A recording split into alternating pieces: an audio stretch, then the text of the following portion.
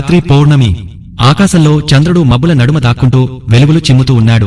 చుట్టూ నిశ్శబ్దం. చెట్లు ఊగుతూ భయంకరమైన శబ్దాలు చేస్తూ ఉన్నాయి. ఆ ఊరి చివరనున్న పాత శ్మశానం మరింత భయానకంగా కనిపించింది. అది ఒక చిన్న గ్రామం. ఆ ఊరిలో శ్మశానంపై ఎన్నో కథలు చెబుతూ ఉండేవారు. అక్కడ రాత్రిపూట చీకట్లో ఏవో నవ్వులు వినిపిస్తాయి. ఒకదానిమీద ఒకటి కదులుతున్న నీడలు కనిపిస్తాయి. ఎవరైనా రాత్రి అక్కడికి వెళితే తిరిగి రావడం లేదు అంటూ చెప్పుకుంటున్న విషయాలు విన్నవారు భయపడుతూనే ఉండేవారు. రాము అనే యువకుడు ఆ ఊరిలో కొత్తగా నివసించడానికి వచ్చాడు. అతను సిటీలో చదువుకున్నవాడు. దెయ్యాలు, భూతాలంటే నమ్మడు. ఇవి పాతకాలపు నమ్మకాలు. ఇలాంటి మూఢనమ్మకాలు ఇప్పటికీ ఉన్నాయంటే ఆశ్చర్యం అని అనుకునేవాడు. ఒకరోజు అతని స్నేహితులు శివ, రాజు, కిరణ్ వాళ్లతో కలిసి ఆ శ్మశానానికి వెళ్లాలని అనుకున్నారు. భయపడకండి, రాత్రి వెళ్లి చూస్తే అక్కడ ఏముందో తెలిసిపోతుంది అని రాము వాళ్లని నమ్మించాడు. అంతా కలిసి టార్చ్ లైట్లు, కర్రలు తీసుకుని బయలుదేరారు.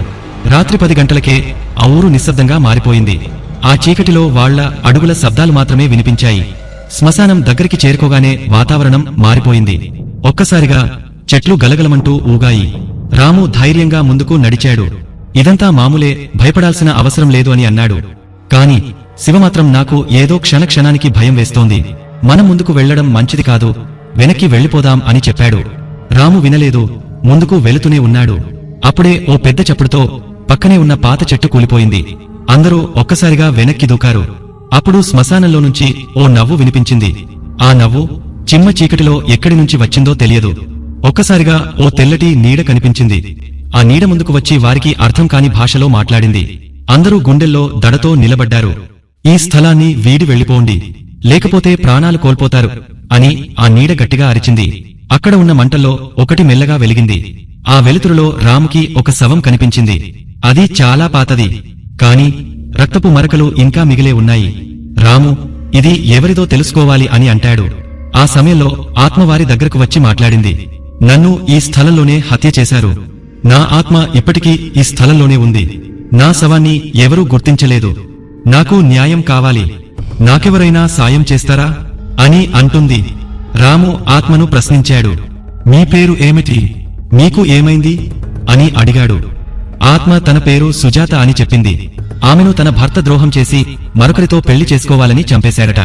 ఆ కథ విన్న రాము మరింత ఆవేదన చెందాడు.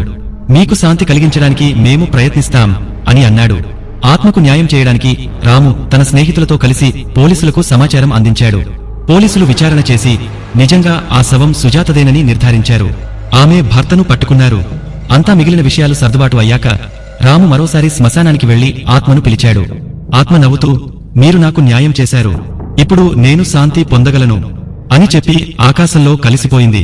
అక్కడ ఉన్న వాళ్లు అంతా ఊపిరి పీల్చుకున్నారు. కాని ఆ ఊరిలో వాళ్లు అప్పటి నుండి రాత్రి పూట శ్మశానానికి వెళ్లడానికి మాత్రం భయపడేవారు. ఎందుకంటే ఇంత జరిగినప్పటికీ అక్కడ ఎక్కడో ఇంకా చిరు నవ్వులు వినిపించేవి. మీరు ఇప్పటివరకు విన్నారంటే మీకు ఇలాంటి కథలు ఇష్టమని అర్థమవుతుంది. మీకు ఇంకా ఎలాంటి కథలు కావాలో కామెంట్స్ లో చెప్పండి. మన ఛానల్ ని సబ్స్క్రైబ్ చేసి సపోర్ట్ చేయడం వల్ల ఇలాంటి వీడియోస్ మరిన్ని చేయడానికి నాకు మరింత మోటివేషన్ గా ఉంటుంది.